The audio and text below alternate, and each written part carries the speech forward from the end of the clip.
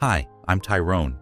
I'm 39 years old, living on my own in a small town in Louisiana, if you can call it living.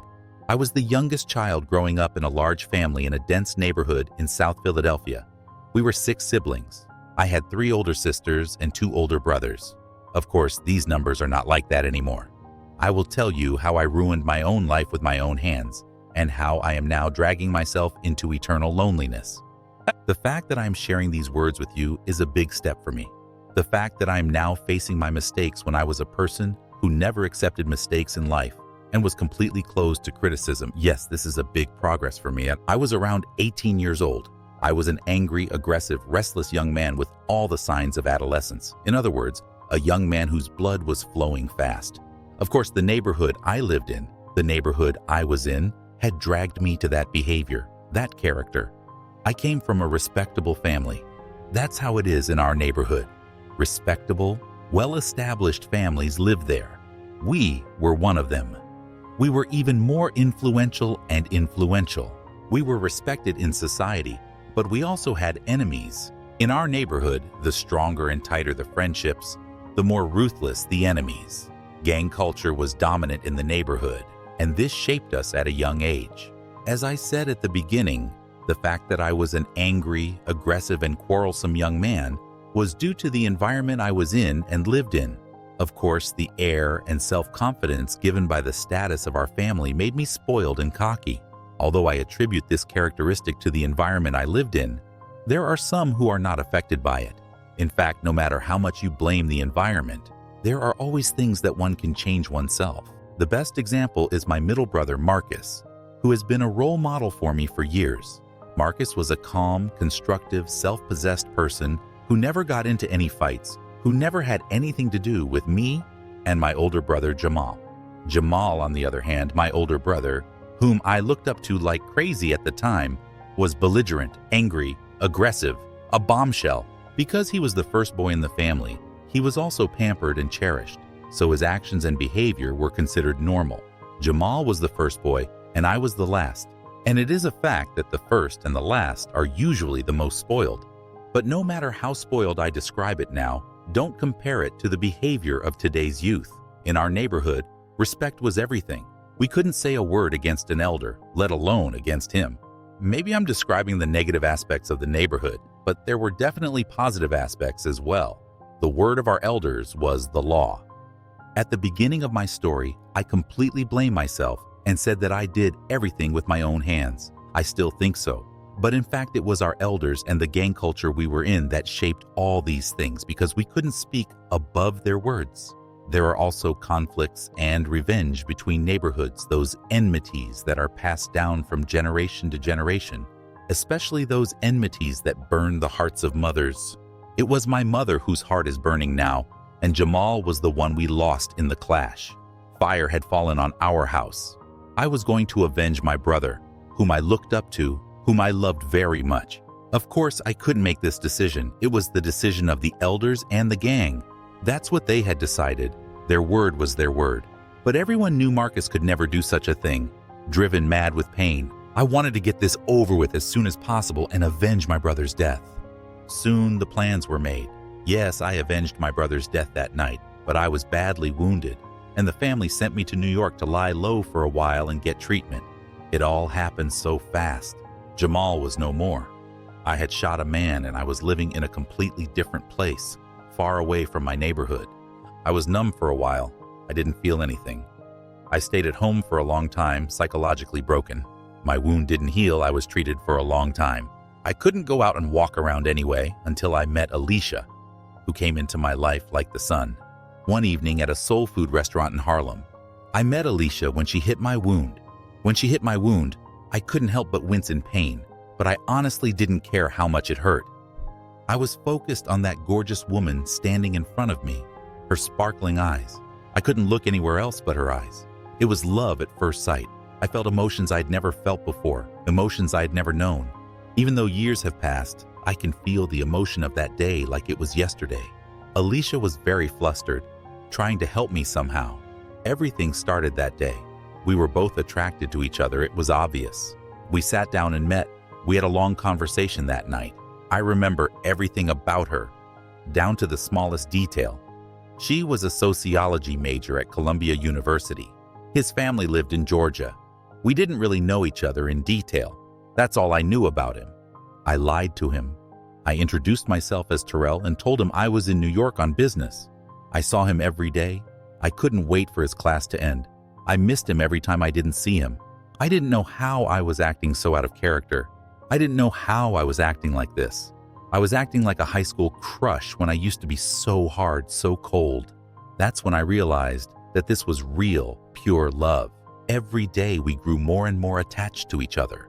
Alicia, with her joy, her energy, her whole presence, she healed not only my physical wound, but also my soul. When I say wound, she only knew it as the result of an accident.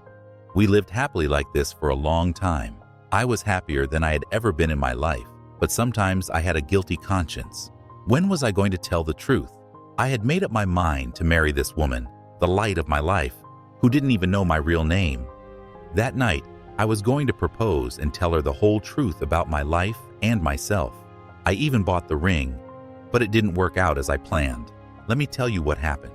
My parents called and asked me to come back to Philadelphia immediately. I didn't have the option to say no. If the elders called me, I had to go. That night, I couldn't give Alicia the ring. I couldn't tell her anything. I just told her that I had to go back to Philadelphia and that I would be back soon. This sudden separation was very difficult for Alicia and for me. We had never been apart since we met. This was our first separation. I hurried back to Philadelphia, and if I had known the reason for my return, I would never, ever have returned. They decided to marry the daughter of the other gang to end the conflict and spare my life. The moment I heard this, the thought of, how can I give up Alicia, gripped me. When we were madly in love with each other, when my heart belonged to her, how could I accept a girl I'd never seen or met? I told my parents about Alicia and that I was in love with her. But once the decision had been made, my parents and the gang didn't accept it, and they were right not to want this conflict to drag on any longer. I was going to get married for sure. I was going to call Alicia and tell her everything. Even if this marriage was official, I was going to go to Alicia. But after a while, I could never reach Alicia. I could not communicate with her in any way. My curiosity and anxiety were destroying me. I had no doubt about her love and loyalty to me. My only fear was that something had happened to her. I was married off to this girl I didn't know and didn't love. Her name was Shaniqua. She was black like me and a member of another gang. I didn't care about the one next to me when I had Alicia living in my heart, haunting my thoughts and ideas. This woman, who was my wife, also knew that this marriage was involuntary, but she wanted me. She lived with the idea that we would be real husband and wife. Now she wanted to have sex with me and have children. I couldn't do that. I didn't love her. I loved Alicia. I missed her so much and I was so curious. Before I got married, I was under constant surveillance by the gang members, so I couldn't go to visit Alicia. But after I got married, I wasn't under such close surveillance anymore. I stalled Shaniqua, my so-called wife, for a few days and went to New York to see Alicia. I thought she would be angry that she couldn't reach me, but I also wondered how I was going to tell her what had happened. When I arrived in New York, I couldn't find Alicia. I found out that she had gone back to Georgia to her family. I immediately went to Georgia to reach her. I also felt even worse, like something was going to go wrong. When I went to the address, I was shocked by what I saw. While I made the trip with dreams of hugging Alicia and catching up with her, I saw her pregnant and with another man. It was the picture of the American dream, a house with a garden, rocking chairs on the porch, and a happy couple. I had no right to disturb this peace. Tyrone, once known as the toughest man in his gang, cried like a little boy in his car for hours. I drove back to Philadelphia without a backward glance. When I got back, I found out that Shaniqua had been hospitalized with sickle cell anemia. She was in serious condition and needed constant care. I had never laid a hand on her, but now I had to take over her care. On the one hand, I was devastated that she had nothing to do with this story, but on the other hand, my heart was still beating for Alicia. As Shaniqua's illness progressed, I began to spend more and more time with her, and over time I developed a compassion for her, maybe not love, but a kind of devotion. As I learned about Shaniqua's suffering, racism, and difficult living conditions throughout her life, my respect for her grew. In the process, I began to question my own past and the mistakes I had made. After a while, the desire to see Alicia once more began to gnaw at me. Maybe I should tell her the truth and apologize. When Shanika's condition improved a little, I told her I was leaving for a short business trip. I went to Georgia, but this time I couldn't find Alicia. I learned from her neighbors that Alicia and her husband had gone to Africa to work with an aid organization. The last time I saw Alicia, I thought she was pregnant, but what I found out made my head boil.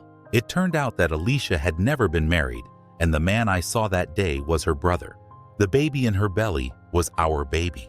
There were complications during the birth, and unfortunately they both lost their lives. I don't know how much pain can fit into a person's life. I found myself not knowing what to do. My beloved, I couldn't tell her anything. She never knew the truth, and she never would. I still love her very much, and I will never let anyone else into my life. When I returned to Shaniqua, I decided to be more understanding and compassionate towards her. Maybe we couldn't have a passionate love like Alicia, but we could support each other and heal together. I told Shaniqua about my past, about Alicia and what I had been through. Unexpectedly, she understood and forgave me. Years passed.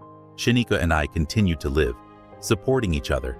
We didn't have children, but we tried to mentor the young people in our neighborhood, trying to help them have a better life. We encouraged them to stay away from gang life, to focus on their education. Maybe in this way, I could keep Alicia's memory and the memory of our unborn child alive. Now, at the age of 39, as I reflect on my life, I would like to give you this advice.